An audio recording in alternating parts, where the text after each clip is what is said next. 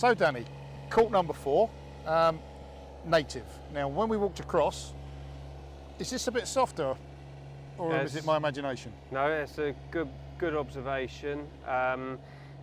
The rationale behind that is she is softer because with the native soils they're not consolidating, where we were talking about court 2 being a lot firmer because of what we were trying to encourage.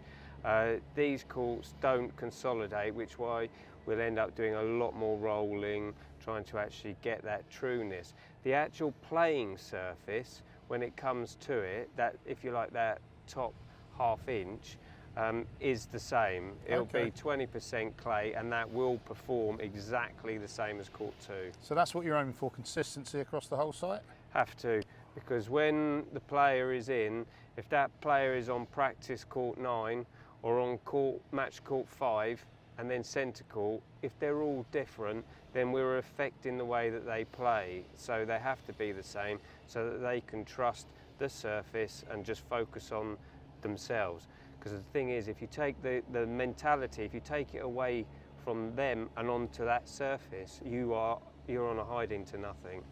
So these are obviously well established.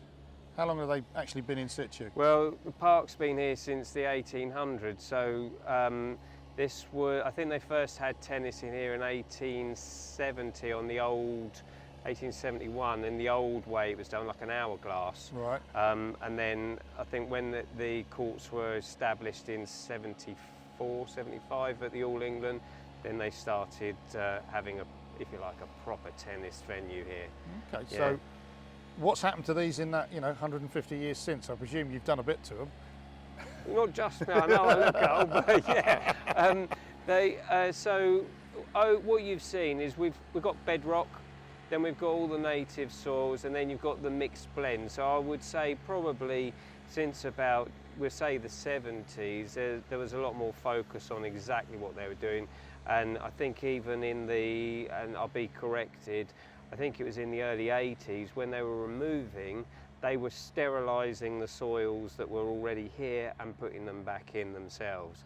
Okay. But now we finish off with Surrey loams at 18%. And below that, what's going on? You got that? Well, as you say, we're talking blended, so you're going into a lot more sands, silts, and then bedrock, down the bottom. So what are your main concerns about this building into the tournament? So when you start prepping, which I guess is immediately after the last tournament, but when you really start thinking this year as the season starts, what are you doing differently here to get this one on point? So the main issue here, I always think, is the same most places, is moisture management. That is what separates everybody, is an understanding of moisture. So for here, there's a lot of pathways that still run underneath here from during the war. So you had gun runs going from the east side of the park down to the west side. Although I've said to you with our clay court on number 2 that it's like that elastic band, it draws out. This one, you don't have that forgivingness on the moisture, so I'm really watching how that moisture is going through the profile and how I can keep it maintained, especially when I start rolling. Okay, so in the next few weeks, what are you going to be doing to this to get this consistent with court 2 and centre court? As we currently stand as of this week, it is just about the finer tuning. It is just about the attention to the detail. So are the moisture right? Is the food right? Are we eliminating any stressful areas? Now, if you'd come, say, 2 weeks ago, we did a very hard renovation on the surface. So what we did is we took this down to about 25% moisture, which was to really stress the plant out, because I don't want any of the POA in there. And then since then we hit it with the uni scratch, and then now we're building up all the moisture, all the food. And so far, although we're seeing the POA is not happy, The ryegrasses are really happy, Okay. really happy. And that's what you want, obviously. So. Yeah, yeah. So when you look across the site, you've mentioned, you know, moisture levels and data quite a bit. What are you monitoring and how are you monitoring it? And then what do you do with that data afterwards? Okay, so bear with us because we do a lot. So the first port of call is your weather station.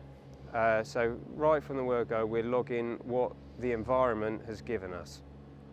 From there, what we always do with the guys, they're going out, they're using a prism just to check what the sward height is marked against your bench height. So if you're setting your mower at a certain height, where are you in relation to your sward? Okay.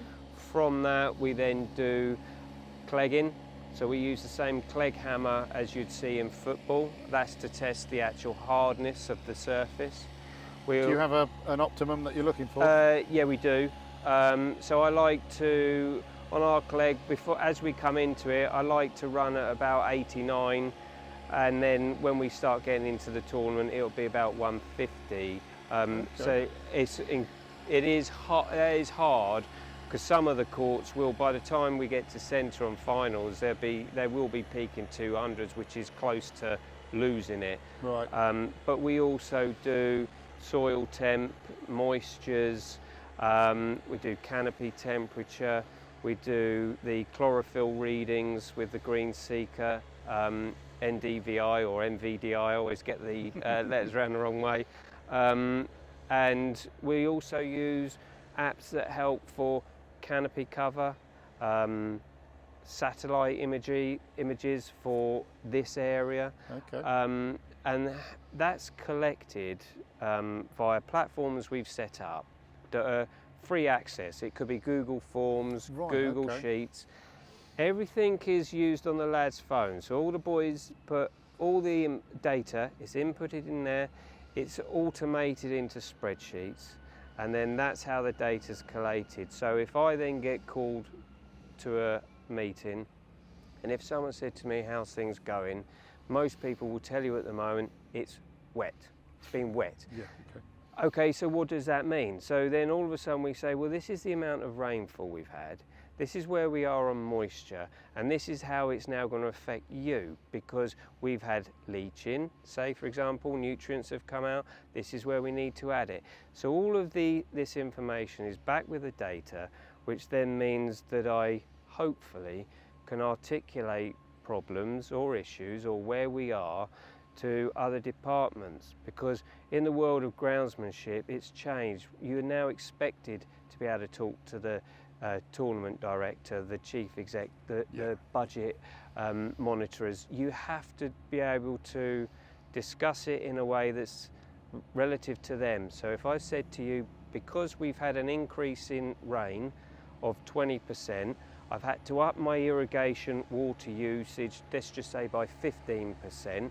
I'm now unfortunately upping my food source because we've lost a lot to leaching by another 3%. That's all quantifiable. Yeah. I'm backing it up and saying, I know it's been wet, but I need another £4,000, thank you.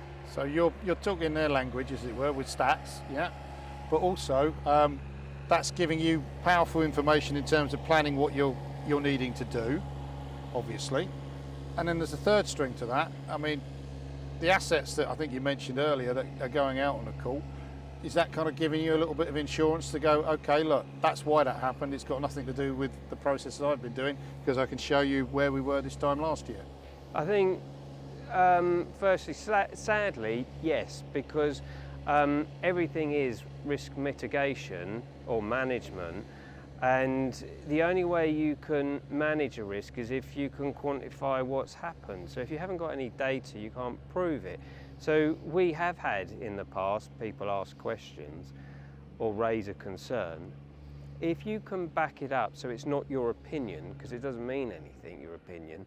If we back it up with hard evidence, we can say, okay, we're not sure why you're finding this, let's have a look, because it's not here, it could be there. From your footwear, it could be anything.